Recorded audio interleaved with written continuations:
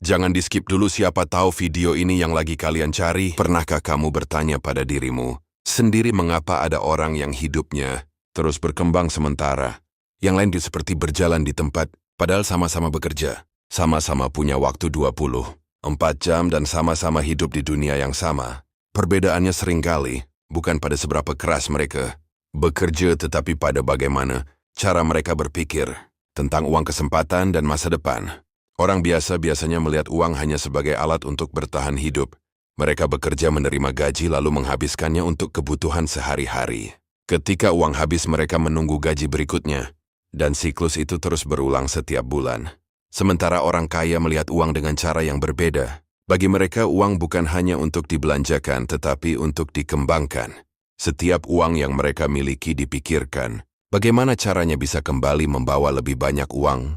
Orang biasa bertanya berapa harga dari sesuatu. Orang kaya bertanya bagaimana cara mendapatkan sesuatu itu tanpa mengorbankan masa depan mereka. Orang tak biasa fokus pada pengeluaran hari ini.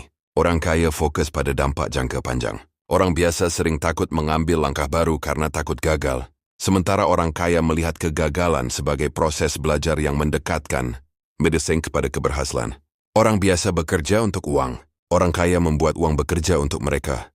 Inilah sebabnya banyak orang yang penghasilannya terus meningkat sementara yang lain tetap berada di titik yang sama selama bertahun-tahun.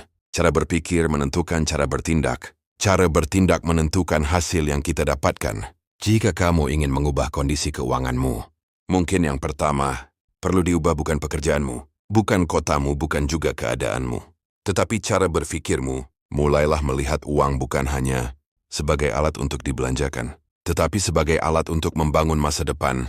Mulailah belajar bagaimana menunda kesenangan sesaat demi tujuan yang lebih besar. Mulailah bertanya, bukan hanya bagaimana aku bisa mendapatkan uang hari ini, tetapi bagaimana aku bisa menciptakan sesuatu yang terus menghasilkan dalam jangka panjang. Ingat, kekayaan jarang sekali datang secara tiba-tiba.